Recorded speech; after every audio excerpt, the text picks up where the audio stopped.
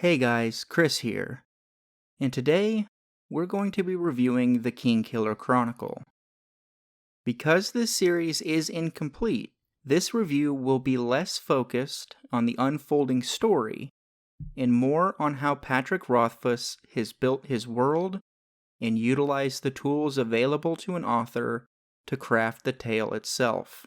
We will exclude speculation and focus heavily on the voice and substance of what we've got. As always, this video will contain no content spoilers.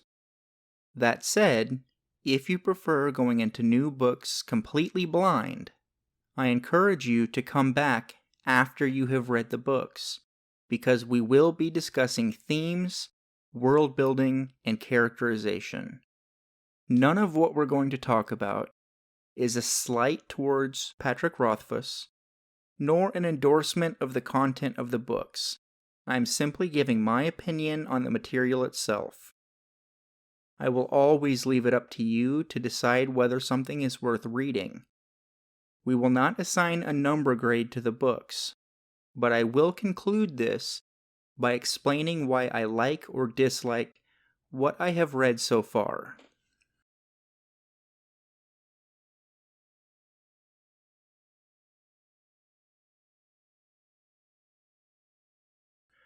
As Kvoth once said, let us begin at the beginning.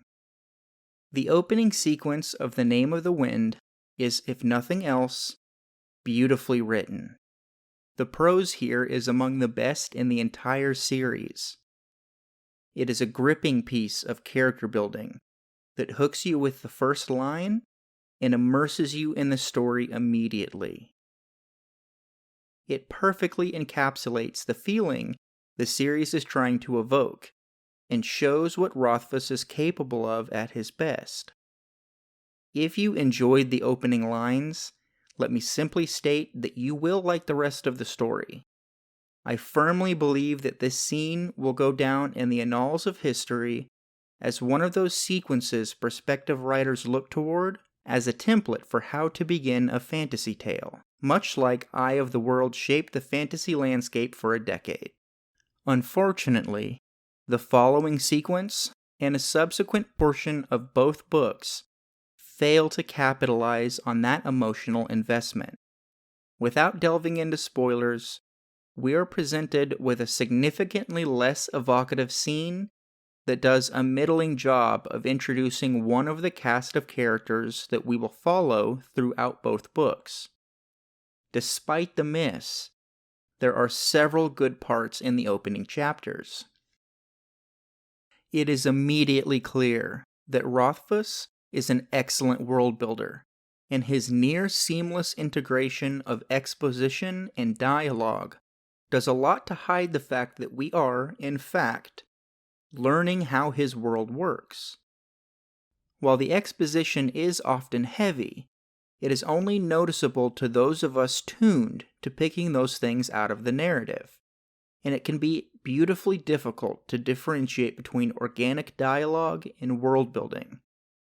That does bring us to the first true critique of the writing: dialogue.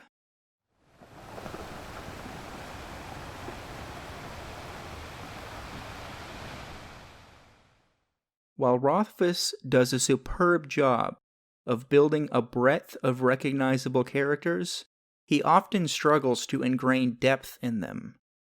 Many feel like nothing more than vessels for world building, and while the duo the story revolves around have immense depth and personality, the cast of side characters struggle to make a memorable impact. Kvoth and his love interest are wonderfully explored with rich dialogue, especially during the captivating one-on-one moments they share that litter throughout the first two novels. But the others are slotted neatly into roles that quickly become apparent. It is difficult to do this justice without spoiling anything. Needless to say, there are many characters that enter the limelight for no more reason than to drive the plot, and their shallow dialogue and actions highlight that fact. When they are finally relegated to lesser roles in the story, their usefulness has dried up, and they are little more than an afterthought. The lack of character story arcs for many of them hurts, especially since the surface level we get is intriguing and wonderful. This is not a unique problem to the Kingkiller Chronicle. But where skilled character writers build using great dialogue, Rothfuss has opted for the simpler route of sidestepping character arcs altogether. None of that is to say that the characters cannot feel real. In many cases they do, especially the fewer of them there are in a given scene. The sequences at the Waystone Inn, for example, feel the least natural in the whole series, in large part because Rothfuss wrestles with many different characters. Later in the story, especially when writing those one-on-one scenes, the character dialogue opens up beautifully. This is no more evident than the copious number of scenes involving Kvothe's love interest. There's a reason that the fandom is so vehemently split on the role that she plays in the story, and on her character itself. She makes you feel, be it anguish, exhilaration, or anger.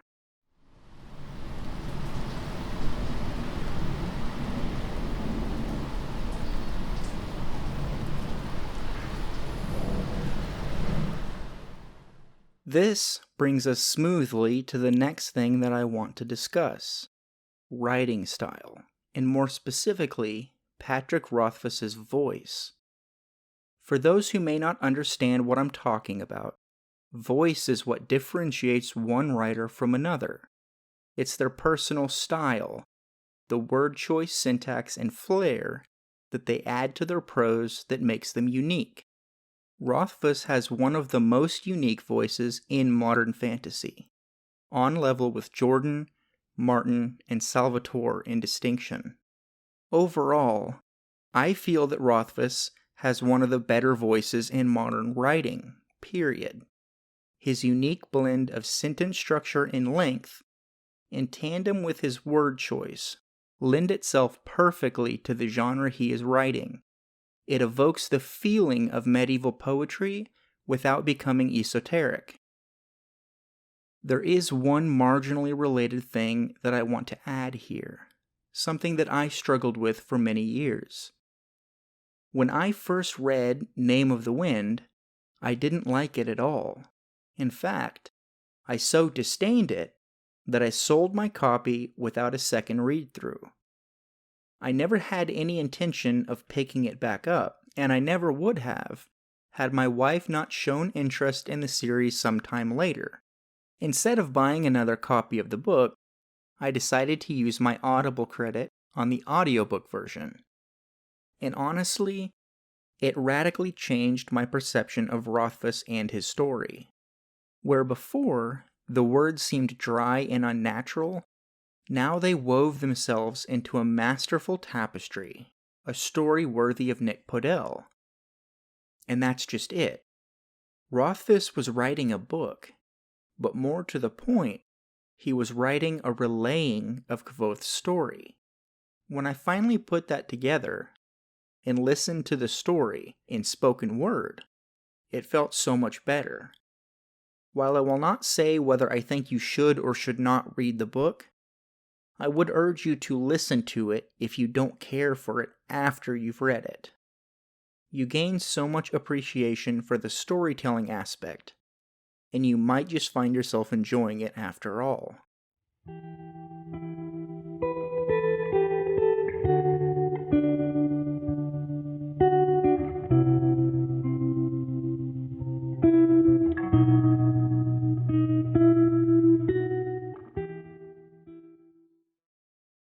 Unfortunately, we must now talk about what I consider to be the biggest weakness in the whole series: pacing. The pacing of this story suffers from what I call word count fixation. It's pretty clear, particularly upon rereads, that many sequences could be cut from the first book entirely without the story losing its depth. These scenes feel like filler episodes in an anime. They relay little to no new information. They're wedged into the narrative to inflate the runtime, or in this case, the word count. There are times when Rothfuss chooses to dwell on certain story beats for longer than is necessary, and it slows the plot down tremendously. I'm not really sure whether this was a conscious decision, or if he was hesitant to cut parts because of how much he enjoyed them. Pacing is the weakest aspect of the Kingkiller Chronicle. Not because it runs too long inherently, but because certain things simply weren't needed to form a deep understanding of the story. This is particularly true in the second book, where large portions of the writing felt dry and aimless.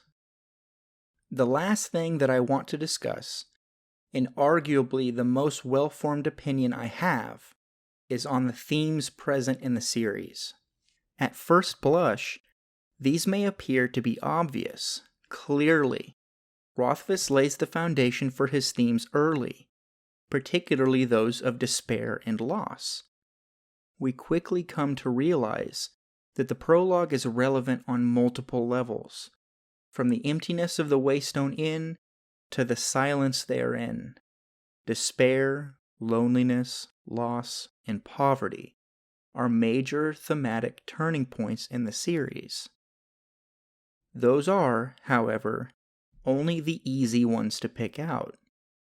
There are others: the power of friendship, the folly of pride, the reconciliation of power with the inability to affect one's surroundings, and a host of others, some deep and some shallow.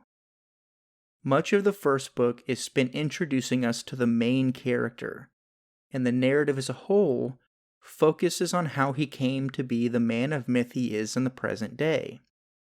Rothfuss spends a lot of time developing the themes in the book, constantly evolving and reiterating themes that have already been embedded in the story. Whether this was purposeful or the coincidental happenings of a story well written is hard to say, but regardless, the themes are blended almost perfectly into the progression of the story and the characters. Unfortunately, Almost Perfect does leave room for mistakes. There are numerous times, especially in the second book, when the themes fall flat because of poor character writing or inconsistent characterization.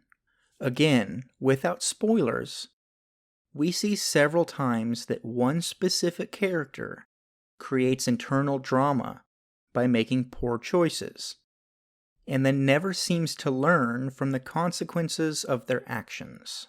They repeat the same mistake over and again, and for a time afterward, that mistake becomes the focus of the narrative.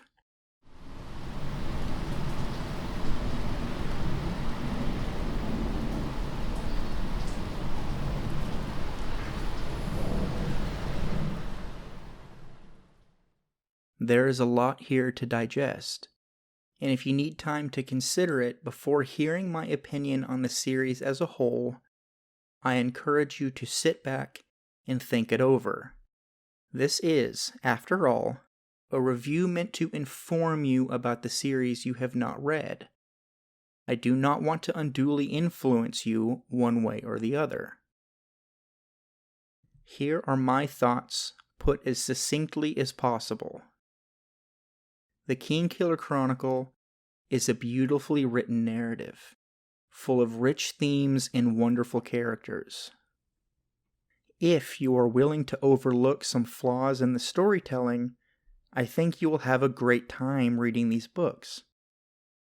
Rothfuss's unique mix of voice and substance make for a remarkably smooth read, accessible to anyone regardless of their previous fantasy experience. That's going to be all from me today, folks. I hope you have enjoyed this episode of Bratton Reviews. Please hit like and subscribe if you want more content like this, and I will see you next time.